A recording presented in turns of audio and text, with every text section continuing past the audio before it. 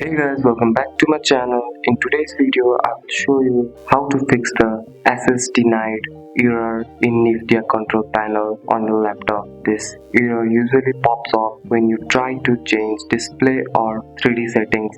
Let's fix it in simple steps.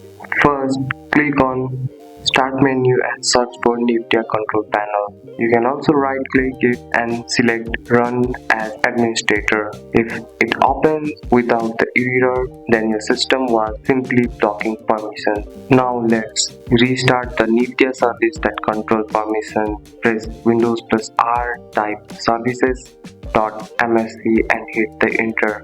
Nvidia display container alert, Nvidia local system container. Right click on both and choose restart. Once restarted, open the control panel again and see if the error is gone. An outdated or corrupted device can cause access denied. For that, open the Nvidia app, go to the drivers, check for the update, download and install the newest drive. After installation, restart your laptop and try opening the Nvidia control panel. Sometimes Windows blocks your access because of incorrect permission. For that, go to Drive C, click on Program Data, click on Nvidia Corporation, click on Installer 2 and delete the file name nvdrsdb nvdrs.sel.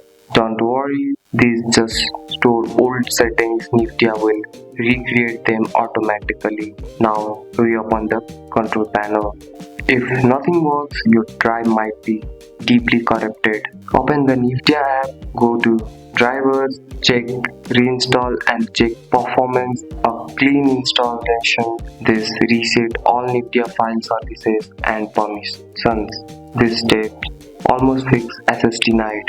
That's it. That's all for today's video guys. If you found this video helpful, drop a like and subscribe for more videos. Thanks for watching. See you in next one.